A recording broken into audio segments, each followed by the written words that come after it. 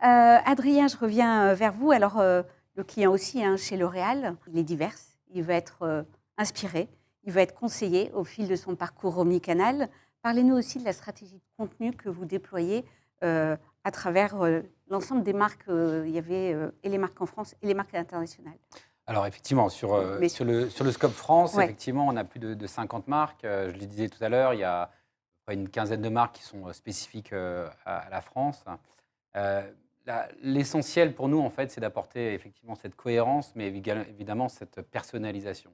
C'est la capacité finalement de suivre le consommateur tout au long de son parcours avec la marque. Et même, on a l'ambition de pouvoir aussi apporter une certaine valeur et des synergies pour l'ensemble du groupe, en connectant les différents points de contact et la donnée de ce consommateur. C'est là où on pense qu'on peut apporter pas mal de valeur pour ce consommateur. Vous savez, L'Oréal, c'est un des plus grands partenaires aujourd'hui, investisseurs dans les médias en France, avec l'ensemble des marques du groupe. Et donc, on a une forme de responsabilité aussi auprès du consommateur pour pouvoir aborder les différents points de contact avec lui de la meilleure des façons, pour éviter d'avoir un bombardement, on va dire, de contenus qui ne lui correspondent pas forcément. Donc, effectivement, il y a une cohérence dans le discours de la marque. Il y a aussi une personnalisation à apporter.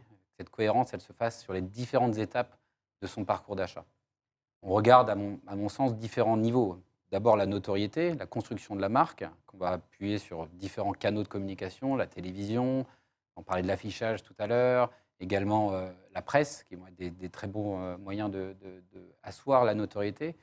On va ensuite parler de la considération, on va utiliser les réseaux sociaux, les influenceurs, notamment, qui vont pousser une forme d'engagement. Et puis enfin, tout ce qui va être on appelle ça la performance, mais surtout situé au niveau de la conversion, de l'achat, où là, on va plus être très, très focalisé sur le search, notamment, et sur nos sites D2C, où on va avoir aussi un contenu spécifique. Et puis enfin, effectivement, la fidélisation. Ce qui est important, c'est que sur ces différentes étapes, on varie notre communication, on est capable de l'adapter par rapport aux différents signaux que va nous envoyer ce consommateur.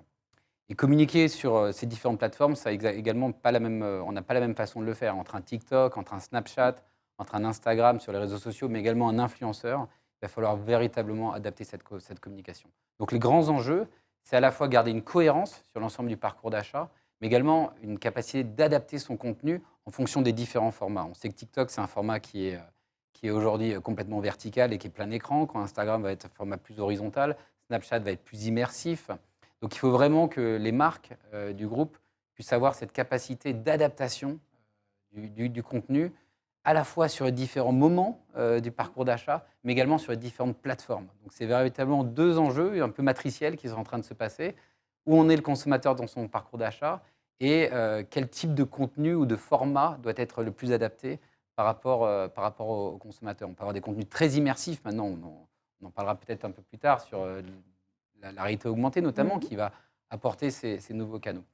Ce qui est important pour nous, on est aussi sur des nouvelles formes de communication qui vont être sur le DCO, donc le Dynamic Content Optimization, qui est là, on s'appuie véritablement sur l'intelligence artificielle à un moment donné pour pouvoir communiquer de manière adaptée sur ce consommateur. Donc on s'appuie sur différentes banques de données, différents types de contenus qui vont pouvoir être, on va dire, optimisés de manière naturelle en fonction des signaux que vont nous envoyer ce consommateur.